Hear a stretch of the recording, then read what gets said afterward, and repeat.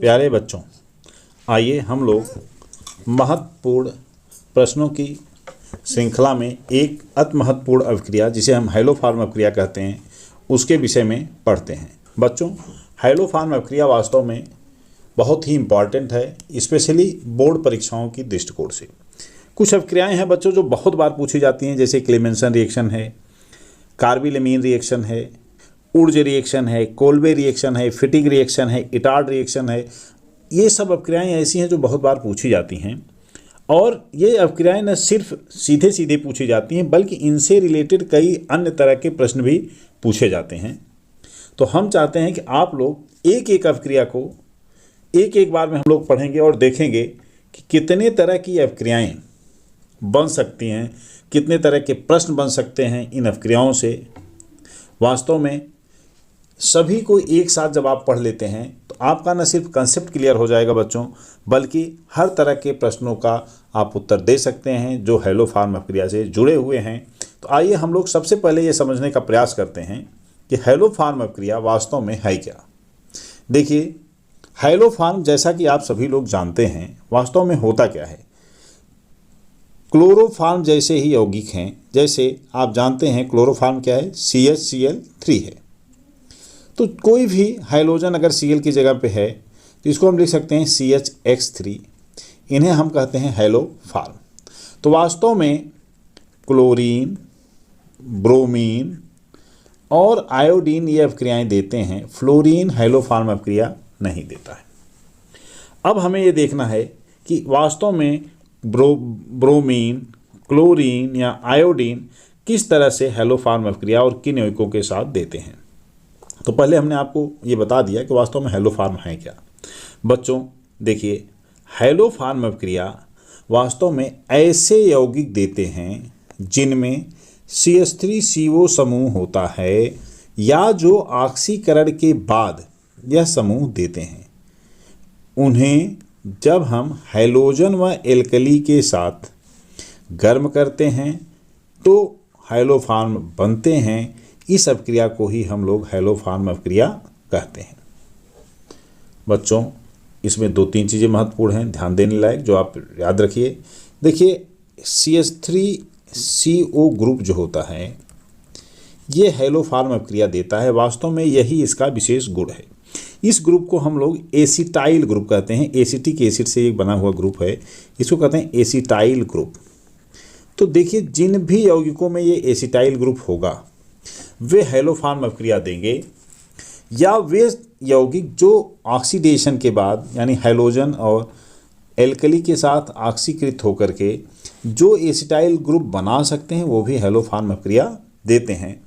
तो कई बार ये प्रश्न पूछा गया है 4 ऑप्शन में कि इन निम्न में से कौन से यौगिक हैं जो हाइलोफॉर्म अभिक्रिया देंगे। तो उनमें से एक कोई देता है, वो आपको छांटना रहता है। तो कैसे आप लोग छांट पाएंगे हाइलोफॉर्म अभिक्रिया देने वाले यौगिकों को? तो उसके लिए आपको ये जानना चाहिए कि उसमें एसिटाइल ग्रुप का होना जरूरी है। जैसे कि मैं अभी आपको एक क्वेश्चन दिखाता हूँ जो पिछले वर्ष 2022 में एक पेपर में पूछा गया है। देखिए बच्चों, जैसा कि आप देख पा रहे हैं, ये क्वेश्चन है, निम्नलिखित में से कौन सा पदार्थ हाइलोफॉर्म अभिक्रिया देता है? RCOCH3, RCOCl, RNH2 और RNO2। तो यहाँ आप देखिए, अगर RCOCH3 को आप देखें तो ये क्या है, RC⋅O और CH3। तो चूंकि इसमें CH3CO एसिटाइल ग्रुप है, बाकी किसी में ये ग्रुप नहीं है, इसलिए इसका करेक्ट आंसर A सही है। बहुत बार बच्चों इस तरह के प्रश्न थोड़ा गूढ़ होते हैं, उनमें ये आइडेंटिफाई करना मुश्किल होता है। तो आइए हम आपको कुछ अन्य उदाहरण लेकर के भी ये बताते हैं कि कौन से यौगिक दे सकते हैं या कौन से यौगिक हाइलोफॉर्म अभिक्रिया नहीं देते हैं। देखिए, पहले हम देखते हैं बच्चों, आइए कौन कौन से यौगिक हाइलोफॉर्म अभिक्रिया देते हैं। तो देखिए, जैसा कि आप देख पा रहे हैं, एल्डिहाइडों में एकमात्र एल्डिहाइड है एसिटल्डिहाइड CH3COH यानी CH3CHO, जो हाइलोफॉर्म अभिक्रिया दे सकता है। दूसरा, सभी मिथाइल कीटोन। मिथाइल कीटोन क्या होते हैं? आप जानते हैं कीटोन जो होता है बच्चों क्या होता है, C⋅O और 2 ग्रुप होते हैं, दोनों तरफ R ग्रुप जुड़े होते हैं। अगर इन R में से एक RCH3 है यानी किसी एक एंड पर CH3 है, दूसरे पर R की लंबाई कुछ भी हो सकती है, तो ऐसे सभी यौगिक ऐसे मेथिल कीटोन कहलाते हैं। और जितने भी मेथिल कीटोन हैं ये सब के सब हैलोफॉर्म अभिक्रिया देते हैं। नेक्स्ट है बच्चों देखो एल्कोहल्स। कई एल्कोहल जिनमें CH3CHOH, इसका मतलब है कि OH ग्रुप कार्बन नंबर 2 पर होता है और यहाँ पर CH3CHOH ग्रुप का होना जरूरी है, वे भी हैलोफॉर्म अभिक्रिया देते हैं, क्योंकि ये ऑक्सीडाइज होकर के CH3CO ग्रुप बड़ी आसानी से दे देते हैं। अब आप आइए देखिए कुछ एग्जाम्पल्स के माध्यम से हमें समझते हैं कि कौन कौन से यौगिक हैलोफॉर्म अभिक्रिया दे सकते हैं और कौन कौन से नहीं, इनसे प्रश्न पूछा जा सकता है। तो देखिए एक प्रश्न है बच्चों, निम्न में से कौन से यौगिक हैलोफॉर्म अभिक्रिया देंगे। पहला है CH3CH2OH एथेनॉल। आप अगर ध्यान से देखेंगे तो ये वास्तव में है क्या, यह है देखिए CH3CHOH और यहाँ पर क्या है CH2 है। अगर इसका ऑक्सीकरण हो बच्चों तो क्या देगा, देखिए CH3, एक हाइड्रोजन यहाँ से एक हाइड्रोजन यहाँ से निकलेगा और ये बन जाएगा C double bond OH, acetaldehyde बना लेगा, आप लोग जानते होंगे। तो चूंकि ये एसिटल्डिहाइड बना रहा है ऑक्सीकृत होकर के, इसलिए ये दे सकता है हैलोफॉर्म अभिक्रिया।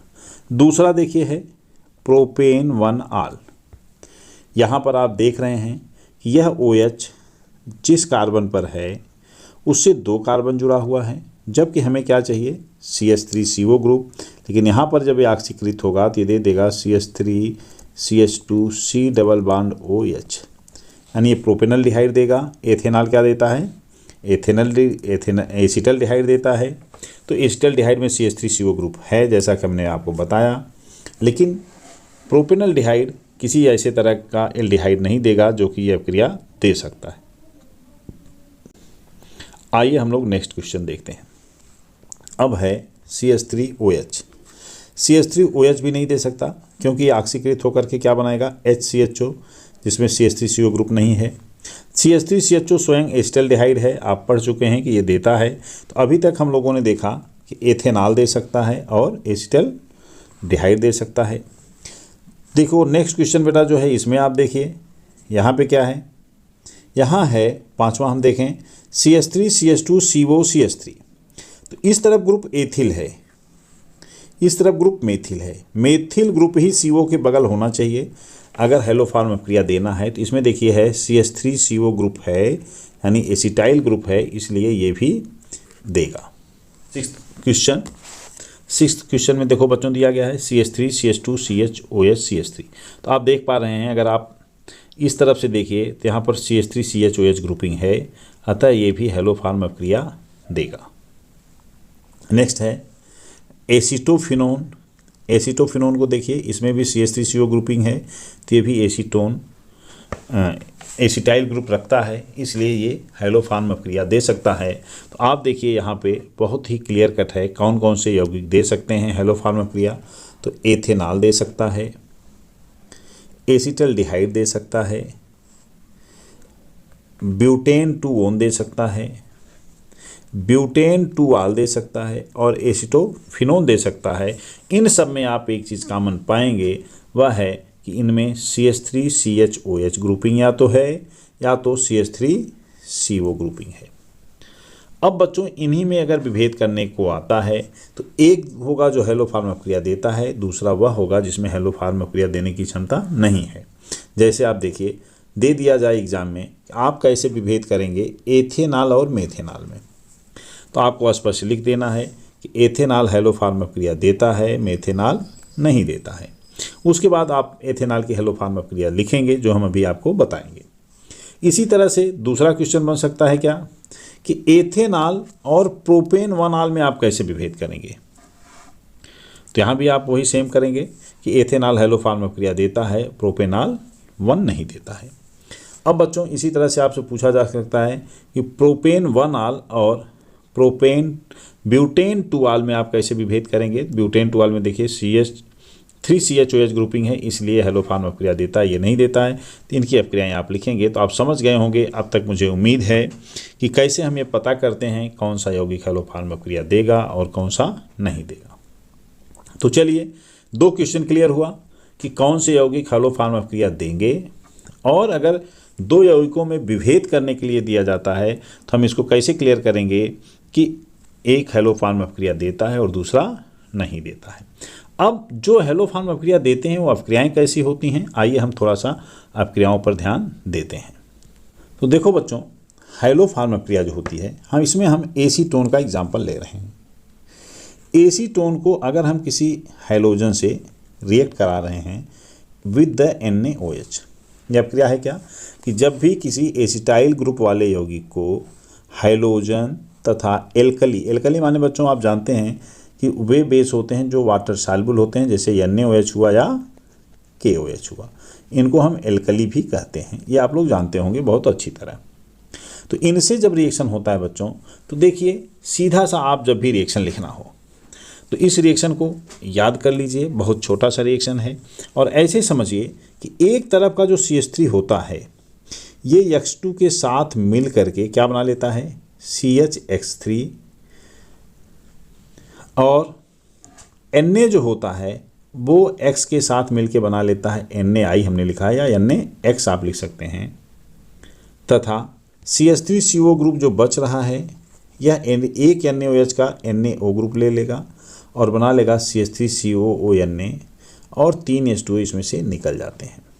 तो देखिए इनको ऐसे आप याद कर सकते हैं। दूसरा तरीका है कि रिएक्शन को याद ही कर लिए हैं, आप लिख सकते हैं कि देखिए 1 मोल इसका है, 3 मोल हैलोजन का है, 4 मोल सोडियम हाइड्रोक्साइड का है, तो इसको आप कह सकते हैं कि 134। हर रिएक्शन के लिए एक कोड बना लीजिए, यह आसान होता है अगर आप रिएक्शन की मैकेनिज्म नहीं लिखना चाहते हैं। कि हेलोफार्म रिएक्शन का कोड क्या है, 134, यानी 1 एल्डिहाइड या कीटोन मोल होता है, 3 मोल हाइड्रोजन के होंगे और 4 मोल NaOH या सोडियम हाइड्रोक्साइड का होगा। और प्रोडक्ट में आप हेलोफार्म का 1 मोल मिल रहा है, NaI का 3 है, CH3CO का 1 है, वाटर का 3 है। तो अगर आप इधर वाला हिस्सा जानते हैं तो यहाँ आप अपने आप लिख सकते हैं कौन सा प्रोडक्ट बनना चाहिए। या बच्चों दूसरा जो मेथड इसको लिखने का है वो ज़्यादा परफेक्ट है, आपको याद भी बड़ी आसानी से हो जाएगा। मैं आपको कहूँगा कि आप पहले वाले मेथड से अच्छा है कि आप 2 चरणों में इस अपक्रिया को लिखा करिए, ये आपको ज़्यादा बेहतर रहेगा समझने में भी और लिखने में भी। तो देखिए आयोडीन का एग्जाम्पल एक मैंने इसको लिखा है कि उसी एसीटोन को जब हम 3I2 से रिएक्ट कराते हैं यहाँ से 3 हाइड्रोजन निकल जाता है, और 3I के साथ मिलकर के क्या बना लिया, 3HI, और तीनों I CH3 का H रिप्लेस करके क्या बना लेते हैं, CI3। तो पहले स्टेप में क्या होता है, हाइड्रोजन को आयोडीन रिप्लेस कर रहा है। अब जब ये बन जाता है यौगिक, देखिए ट्राई आयोडो एसीटोन, तो यह ट्राई आयोडो एसीटोन रिएक्ट कर लेता है NaOH से। बच्चों हमने NaOH को उलट के लिखा है HONa। अब यहाँ से आप देखिए ले लीजिए क्या, CHI3, अब CHI3 आपने यहाँ लिख दिया, CH3CO और ONa जोड़ के हमने यहाँ पे CH3COONa लिख दिया। ये एक कंप्लीट हेलोफार्म अपक्रिया है, बहुत अच्छा इंप्रेशन बनता है। इस तरह से आप लिखें, बहुत अच्छा रहेगा। अब एक क्वेश्चन और उठता है कि एल्डिहाइड या कीटोन में इस अपक्रिया को तो आप ऐसे लिख देंगे, एल्कोहल में इसको हम कैसे लिखेंगे। तो आइए हम एथेनॉल का एग्जाम्पल लेके आपको बताते हैं कि एल्कोहल में इसको कैसे लिखा जा सकता है।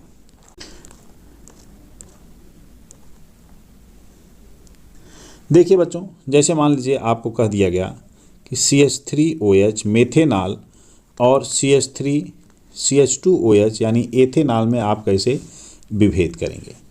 तो आप देखिए CH3OH जो है इसमें ये हेलोफार्म अपक्रिया देगा नहीं। CH3CH2OH में क्योंकि CH3CHOH है इसलिए हेलोफार्म अपक्रिया देगा। अब किस तरह से देता है देखिए, होता क्या है बेटा कि जैसे हैलोजन है, हम अगर Cl2 क्लोरीन को ले लें तो Cl2NaOH, ये दोनों मिल करके इसको पहले ऑक्सीडाइज करते हैं। ऑक्सीडेशन में वास्तव में आप बहुत सिंपल स्टेप में अगर लिखें तो ऐसे लिख सकते हैं कि Cl2 + H2O gives out 2HCl plus O। Otherwise आप ये सब कुछ मत लिखिए, केवल ऐसे लिख दीजिए CH3CH2OH in presence of Cl2H2O।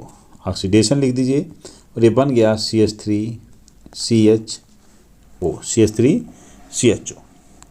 अब यह जो CH3CHO है, CH3CHO वास्तव में रिएक्ट करता है अगेन Cl2 से और बना लेता है CCl3CHO प्लस 3HI। अब बच्चों CCl3CHO NaOH से रिएक्ट कर लेगा, NaOH plus CCl3CHO gives out. तो देखिए यहाँ से एक H और ये CCl3 आप ले लीजिए तो ये बन जाएगा CHCl3 प्लस HCOONa। तो इस तरह से देखिए CHCl3 बन गया। हमने कई स्टेप में बनाया है, आप डायरेक्ट इसको 3 स्टेप में दिखा सकते हैं। याद करने के लिए बहुत सही तरीका रहेगा। पहले आप एल्कोहल को क्या करिए, एल्डिहाइड या एसीटोन में ऑक्सीडाइज कर लीजिए, फिर आप एल्डिहाइड का रिएक्शन क्लोरीन से कराइए, किसी CH3 ग्रुप को रिप्लेस करिए Cl से, CCl3 बन जाएगा, और फिर इसका रिएक्शन करा दीजिए NaOH से। इस तरह से आप देख रहे हैं कि हम हाइलोफॉर्म अभिक्रिया का रिएक्शन लिख सकते हैं। चलिए बच्चों, एक एग्जांपल मैं और लेता हूं आप लोगों को समझाने के लिए। हाइलोफॉर्म रिएक्शन वह है प्रोपेन टू आल। देखिए CH3CHOH CH3, ये क्या है, प्रोपेन टू आल है। आइए हम इसका रिएक्शन देखते हैं। तो देखिए इसका क्या करेंगे, हम ऑक्सीडेशन करेंगे किससे, Cl2 और H2O से। तो प्रोडक्ट बन जाएगा CH3C+O CH3।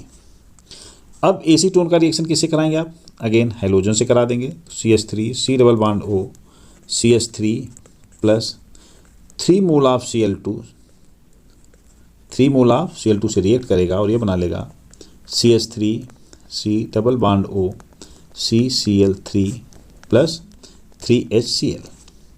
अब आप देखिए CH3C+O CCl3 रिएक्ट कर लेगा बच्चों किसे, NaOH से, और यहाँ से बन जाएगा CHCl3। क्या बन गया, CHCl3 प्लस जितना हिस्सा बचा है आप उसको जोड़ दीजिए। तो देखिए ये हो जाएगा CH3C+O Na, सोडियम एसीटेट बना और हाइलोफॉर्म बन गया। तो बच्चों हमें उम्मीद है कि आप लोगों को ये बहुत अच्छी तरह से समझ में आ गया होगा। आप एक ज़रूर बात ध्यान रखिएगा, हाइलोफॉर्म अभिक्रिया से जब विभेद लिखिएगा तो क्लोरीन या ब्रोमीन की जगह आप I2 प्लस NaOH लीजिएगा, क्योंकि यही रिएक्शन ज़्यादा आसानी से आइडेंटिफाई कर पाता है, क्योंकि ये पीले रंग का अवशेप देता है जिसको आयोडोफॉर्म कहते हैं। तो एक चीज़ ध्यान में रखना है कि आयोडोफॉर्म टेस्ट ज़्यादा अच्छा पड़ता है डिस्टिंक्शन के लिए। तो बच्चों एक महत्वपूर्ण रिएक्शन हम लोगों ने देखा। नेक्स्ट टाइम पे इसी तरह से 1 या 2 रिएक्शन हम फिर देखेंगे जो आपको आसानी से समझ में आ जाए। तो बच्चों पढ़ते रहिए, डरने की कोई ज़रूरत नहीं है। एक एक रिएक्शन करके हम लोग धीरे धीरे सभी रिएक्शन को आसानी से ख़त्म कर लेंगे। बच्चों एक महत्वपूर्ण बात मैं आपको बता दूँ, देखिए इस तरह के जो आपको वीडियो मिल रहे हैं इनका आप बहुत अच्छा यूज कर सकते हैं कि पढ़ते पढ़ते जब आप थकिए एक बार इसको 10 मिनट 15 मिनट आराम से देख लीजिए, फिर इस पर मनन करिए और लिख लीजिए। देखिए आप बड़ी ही आसानी से बिना किसी प्रेशर के, सारे प्रेशर रिमूव करते हुए आप सारे रिएक्शंस को रिवाइज भी कर जाएंगे। आपका ऑर्गेनिक पोर्शन काफ़ी स्ट्रांग हो जाएगा। बच्चों डीप नॉलेज थोड़ा सा ज़रूर लेते रहिए, क्योंकि ये आपके फ्यूचर के लिए भी और बोर्ड एग्ज़ाम में अच्छा मार्क लाने के लिए भी बहुत ज़रूरी है। तो चलिए, होप यू आप लोगों को ये समझ में आया होगा। तो बच्चों चैनल को आप सब्सक्राइब करिए, इसको ज़्यादा से ज़्यादा बच्चों में शेयर करिए, जिससे कि हमारे प्रयास को समर्थन मिले। चलिए धन्यवाद, बाय।